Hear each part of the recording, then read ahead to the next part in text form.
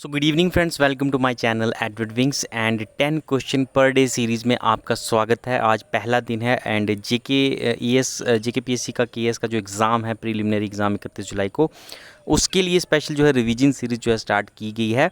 31 जुलाई को आपका एग्ज़ाम है एंड 30 जुलाई तक जो है हम कोशिश करेंगे ये सीरीज़ चलती रहेगी, जिसमें हर दिन आपको 10 इंपॉर्टेंट क्वेश्चन जो हैं आपको मिलेंगे, जिसमें से 5 हफ्ते के जो 5 दिन होंगे उसमें हम स्टैटिक पोर्शन के क्वेश्चन जो हैं उसको डिस्कस करेंगे, और 2 दिन जो होगा वो करंट अफेयर्स जो रहेंगे आपके, उनके ऊपर जो 10 क्वेश्चन होंगे उसको डिस्कस करेंगे। और ये सीरीज़ जो है 30 जुलाई तक चलती रहेगी। कैसी लगेगी आपको सीरीज़, ये कमेंट सेक्शन में ज़रूर बताइएगा, एंड क्या इंप्रूवमेंट्स जो है उसकी ज़रूरत है वो भी कमेंट सेक्शन में आप बता सकते हैं। चलिए स्टार्ट करते हैं आज की वीडियो। आज के 10 जो इंपॉर्टेंट क्वेश्चन है उसके ऊपर डिस्कशन स्टार्ट करते हैं। लेवल जो है इसका मॉडरेट के अराउंड रखा गया है, तो मॉडरेट लेवल इसका रहेगा एंड आप जो है इसको अटेम्प्ट कर सकते हैं। पॉज कीजिएगा, पहले खुद आंसर करने की कोशिश कीजिएगा, उसके बाद जो है आपको आंसर तो बता ही दिया जाएगा। ठीक है, पहला क्वेश्चन है कि भारत का संविधान जो है इसको लिविंग डॉक्यूमेंट क्यों कहा जाता है, इसकी क्या वजह है। जो भारत कॉन्स्टिट्यूशन है भारत का, उसको लिविंग डॉक्यूमेंट कहा जाता है, क्यों कहा जाता है। ऑप्शन आपके सामने हैं, एनालाइज कीजिए क्या आंसर उसका हो सकता है। पॉज कीजिए, आंसर करने की कोशिश कीजिए एंड आंसर जो है मैं आपको बताता हूँ। ऑप्शन है, इसका आंसर जो है वो है ऑप्शन ए। क्योंकि ये अकोमोडेट करता है the changing need of the society. ऐसा नहीं है कि हमारा कॉन्स्टिट्यूशन बहुत रिजिड कॉन्स्टिट्यूशन है जो कि जैसा बन गया वैसा ही रहेगा। जैसे जैसे सोसाइटी में ज़रूरत बढ़ती जाएगी जिस चीज़ की, उस चीज़ को ऐड किया जाएगा, और जैसे जैसे जिस चीज़ की ज़रूरत नहीं होगी सोसाइटी में, तो उस चीज़ को जो है वो डिलीट भी किया जा सकता है with the help of amendment. ठीक है, अमेंडमेंट जो आर्टिकल 368 के अंदर आते हैं, 368 के अंदर आपके अमेंडमेंट आते हैं, और इसके तहत जो है आप कोई भी चीज़ जो है कॉन्स्टिट्यूशन से ऐड भी कर सकते हैं, डिलीट भी कर सकते हैं as per the need of the society. इसलिए इसको लिविंग डॉक्यूमेंट कहा जाता है। क्वेश्चन नंबर सेकंड जो है कि कौन से भारत के संविधान का कौन से प्रोविजन है जिसमें हेल्थ जो है उसका जिक्र है। तो कौन कौन से प्रोविजन है जिसमें आपको हेल्थ का जिक्र इनमें से मिलेगा। पहला है 10th schedule, anti defection law के रिलेटेड है। काफ़ी सारे स्टैटिक के क्वेश्चन भी इसमें आपके हो जाएंगे डिस्कस। तो 10th शेड्यूल आपका एंटी डिफेक्शन लॉ के रिलेटेड है, इसमें आपका हेल्थ का कोई भी जिक्र नहीं होता।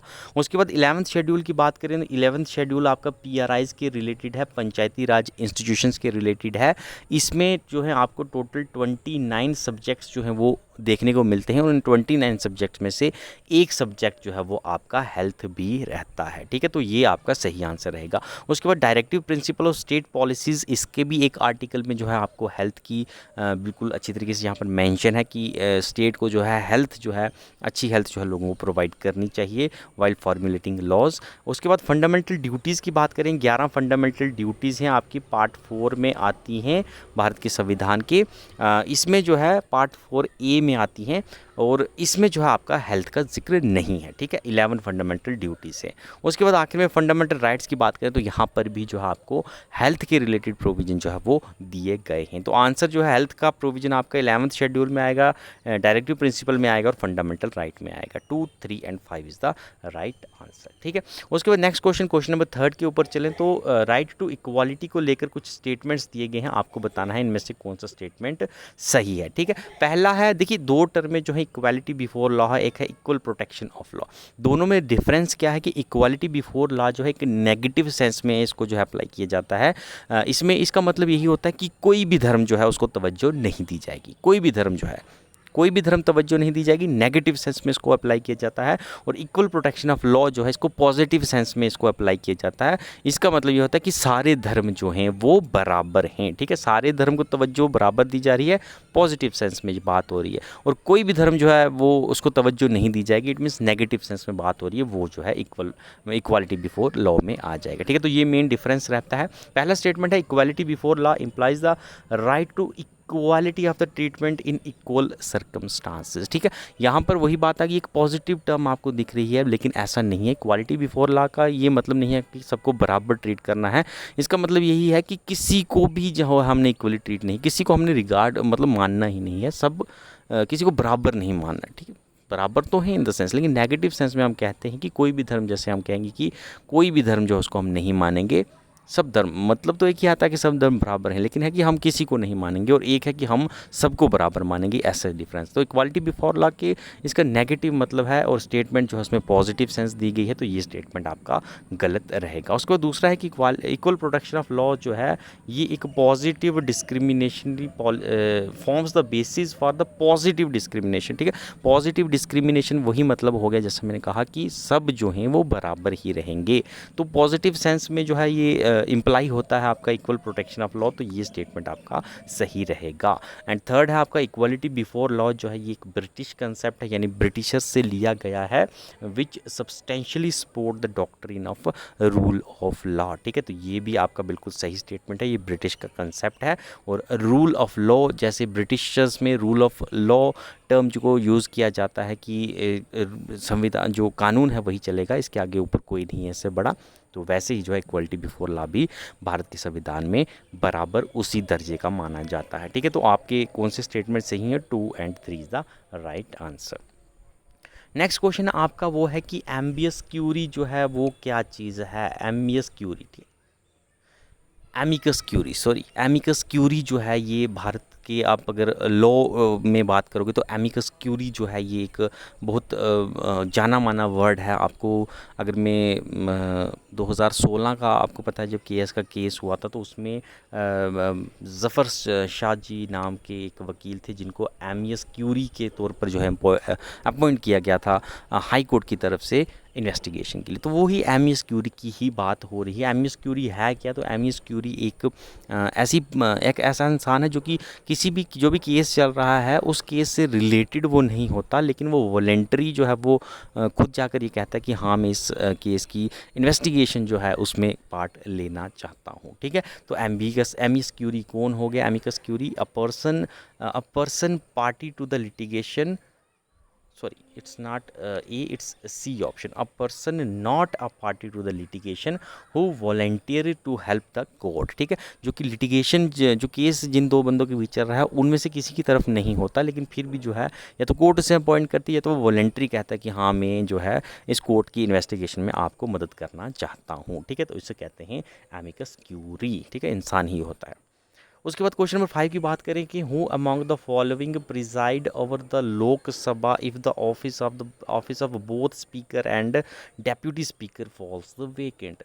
अगर स्पीकर भी नहीं है, डेप्यूटी स्पीकर भी नहीं है, तो लोकसभा को की जो कोई भी मीटिंग होगी उसके प्रिसाइड कौन करेगा? तो ऑप्शन आपके साथ हैं, कोई भी आंसर जो है आप दे सकते हैं। इसका आंसर जो है वो रहेगा a member so appointed by the president. जो प्रेसिडेंट अपॉइंट करेगा फिर उस टाइम वही जो है उसका मेंबर रहेगा, ठीक है। क्वेश्चन नंबर 6 था आपका, वो है आपका क्वेश्चन, कुछ स्टेटमेंट्स आपको दी गई हैं, इसमें से कौन सी स्टेटमेंट करेक्ट है ये आपको बतानी है। पहला है कि power to create new district और अल्टर और abolish the existing district rest with the respective state government, कि किसी भी डिस्ट्रिक्ट को क्रिएट करना है, नया डिस्ट्रिक्ट बनाना है या कोई बना हुआ डिस्ट्रिक्ट जो है उसको किसी और के साथ जोड़ना है, तो ये पावर जो है स्टेट गवर्नमेंट के पास होती है। बिल्कुल सही स्टेटमेंट है, होती है। दूसरा है रीनेमिंग ऑफ सिटी और town by state is subjected to the consent of the central government. किसी भी सिटी को अगर उसका नाम बदलना है, अपने टाउन का नाम बदलना है, तो स्टेट गवर्नमेंट को सेंट्रल गवर्नमेंट की कंसेंट की ज़रूरत होती है, यानी उनकी अप्रूवल की ज़रूरत होती है। बिल्कुल सही होता है। आप कहेंगे कि नहीं यूपी में तो काफ़ी सारे नाम बदले गए, तो बिल्कुल ऐसा नहीं है कि एकदम से बदल दिए गए। पहले प्रपोजल जो है सेंट्रल गवर्नमेंट के पास जाता है, होम मिनिस्ट्री जो है नोडल एजेंसी रहती है, और होम मिनिस्ट्री जब अपनी नोट देती है कि हाँ आप नाम बदल सकते हैं, उसके बाद जो है स्टेट गवर्नमेंट जो है वो गैजेट में जो है वो उसको शो करके जो है इस नाम को बदलती है। तो ये जो नाम इंस्टेंट आपके सामने टीवी पर आ जाते हैं, ये ऐसा नहीं है कि इंस्टेंटली बदल दिए जाते हैं।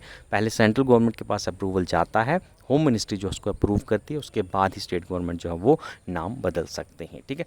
उसके बाद है कि state have unilateral power to change their respective name and require no parliamentary approval, कि स्टेट्स के पास एक यूनिलेटरल पावर है कि वो जो है नाम अपना स्टेट का बदल सकते हैं बिना पार्लियामेंट्री अप्रूवल के। तो ये स्टेटमेंट आपका गलत है, क्योंकि अगर नाम बदलना है स्टेट को तो उसको पार्लियामेंट्री अप्रूवल की ज़रूरत होती है। ऐसा नहीं है कि खुद की मर्ज़ी से वो नाम चेंज करेंगे। तो कौन से स्टेटमेंट सही हैं? 1 and 2 is the right answer. उसके बाद नेक्स्ट क्वेश्चन आपका प्रेस काउंसिल ऑफ इंडिया को लेते हैं। प्रेस काउंसिल ऑफ इंडिया जो है पीसीआई का नाम आपने सुना ही होगा। इसके लिए जो है कुछ स्टेटमेंट दिए गए हैं, आपको बताना है कौन सा स्टेटमेंट इसमें से सही है। पहला स्टेटमेंट है it is neither a constitutional nor a statutory body, ठीक है, तो ये स्टेटमेंट आपका गलत है। ये जो है एक स्टैट्यूटरी बॉडी है जो कि एक एक्ट के द्वारा जो है वो बनाई गई है, ठीक है। दूसरा है its chairman is nominated by chief justice of India, कि इसका जो चेयरमैन रहता है उसको chief justice of India appoint करता है। गलत स्टेटमेंट है। देखिए जब प्रेस काउंसिल ऑफ इंडिया बनाया गया तो तब बिल्कुल ये रिवाज था कि इसका जो चेयरमैन रहेगा उसको chief justice of India appoint करता था, लेकिन विद अमेंडमेंट जो है उसके बाद जो है चीफ जस्टिस से पावर छीन ली गई है, हम कह सकते हैं। और 3 मेंबर की अब कमेटी एक रहती है, 3 मेंबर कमेटी जो है रहती है, जिसमें आपका लोकसभा का स्पीकर रहता है, आपका राज्यसभा का चेयरमैन रहता है, और साथ ही साथ ये 2 बंदे एक और मेंबर जो है उसको किसी भी मेंबर को चुन सकते हैं। तो ये 3 मेंबर की बॉडी रहती है, यही जो है वोटिंग करके जो है इसके चेयरमैन को चुनते हैं, ठीक है। और तीसरी स्टेटमेंट है आपकी, सॉरी पहली गलत, दूसरी गलत, तीसरी है कि it is funded by revenue collected as fee levied on registered newspaper, ठीक है। तो ये इसके फंड में पैसे कहाँ से आते हैं, कहता है कि जो न्यूज़पेपर चैनल्स होते हैं, न्यूज़पेपर जो एजेंसीज होती हैं, इसके ऊपर जो फ़ी वगैरह लगाई जाती है, फाइन्स लगाए जाते हैं, वो जो पैसा आता है वो पैसा ही इसके फंड में जो है इकट्ठा किया जाता है। बिल्कुल सही है, उसी के दम पर जो है ये प्रेस काउंसिल चलती है। और आखिर में है कि it's jurisdiction include print media, electronic media and TV news channel. तो आपकी चौथी स्टेटमेंट भी गलत है, क्योंकि इसकी ज्यूरिसडिक्शन में सिर्फ प्रिंट मीडिया आती है, इलेक्ट्रॉनिक मीडिया इसके अंदर नहीं आती, ना ही टीवी चैनल्स इसकी ज्यूरिसडिक्शन में आते हैं। तो कौन सा स्टेटमेंट सही है, तो 3 only is the right answer. उसके बाद नेक्स्ट क्वेश्चन नंबर 8 की बात करें तो कॉन्स्टिट्यूशन में हमारे लॉ टर्म जो है एक दी गई है। लॉ जो है उसका मतलब क्या है, डिफ़ाइन कैसे किया गया है लॉ को। तो लॉ जो है एक आंसर कीजिए आप, आंसर ऑप्शन बी इसका राइट आंसर कि लॉ मीन्स के rule made by designation political authority having legitimacy to do so, ठीक है। तो ऐसा नहीं कि आपने कोई रूल बना दिया, मैंने कोई रूल बना दिया तो वो लॉ बन गया। लॉ वही पॉलिटिकल अथॉरिटी अगर जिसके पास लेजिटिमेट सोर्स है, जिसके पास लेजिटिमेट पावर है, यानी जो लोगों ने इलेक्ट करके जिस गवर्नमेंट को खड़ा किया है, वो पॉलिटिकल अथॉरिटी जब कोई रूल बनाती है तो उसको लॉ कहा जाता है, ठीक है। उसके बाद क्वेश्चन नंबर 9 है कि आपको बताना है इनमें से कौन सी 4 टर्में आपको दी गई हैं, इसमें से कौन सी टर्म है जो कि कॉन्स्टिट्यूशन में डिफाइन नहीं है, जिसका कॉन्स्टिट्यूशन में कोई डेफिनेशन प्रोवाइड नहीं की गई है, आपको वो बतानी है, ठीक है। पहला है रिलीजियस माइनॉरिटी। तो रिलीजियस माइनॉरिटी की कोई भी डेफिनेशन जो है आपको कॉन्स्टिट्यूशन में नहीं मिलेगी। बस इतना कहा गया है कि 6 धर्म जो है बांट दिए गए हैं, हिंदुओं के अलावा जितने भी धर्म हैं 6 धर्म, उनको कहा गया कि ये रिलीजियस माइनॉरिटीज है। लेकिन डेफिनेशन क्या है रिलीजियस माइनॉरिटी की, ये संविधान में अभी तक मेंशन नहीं किया गया है। दूसरा है एंग्लो इंडियन की डेफिनेशन जो है ये कॉन्स्टिट्यूशन में आपको मिलेगी अंडर आर्टिकल 366 सब सेक्शन 2 के अंदर जो है आपको एंग्लो इंडियन की डेफिनेशन मिल जाएगी। एंग्लो इंडियन वो इंसान होते हैं जिनका बाप या जिनका कोई भी मेल प्रोजेनेटर जो है वो यूरोपियन था, और उसके बच्चे जो हैं आगे आज जो होते हैं अगर वो इंडिया में पैदा होते हैं तो उनको जो है वो हम एंग्लो इंडियंस कहेंगे, ठीक है। तो इसकी डेफिनेशन अवेलेबल है। उसके बाद अनटचेबिलिटी की डेफिनेशन भी जो है कॉन्स्टिट्यूशन में नहीं डिफ़ाइन की गई है, और ना ही मार्शल लॉ की जो है डेफिनेशन वो है वो डिफ़ाइन की गई है। तो किसकी डेफिनेशन नहीं है, तो 1, 3 एंड 4 इन तीनों की डेफिनेशन जो आपके पास संविधान में नहीं रखी गई है। और इसके बाद आखिरी क्वेश्चन आज का है वो है 10वां क्वेश्चन। इसमें आपको बताना है कि ये जो नीचे आपको 3 एनिमल्स दिए गए हैं इनमें से वेनमस जो है वो कौन है, यानी जहरीला जानवर जो है इनमें से वो कौन है, ठीक है। ऑप्शन है कोमोडो ड्रैगन, दूसरा है जेलीफिश एंड तीसरा है आपके पास पाइथन, ठीक है। तो इसमें से कोमोडो ड्रैगन जो है ये भी वेनमस है, बिल्कुल सही आंसर है। दूसरा है जेलीफिश, ये भी आपकी वेनमस है।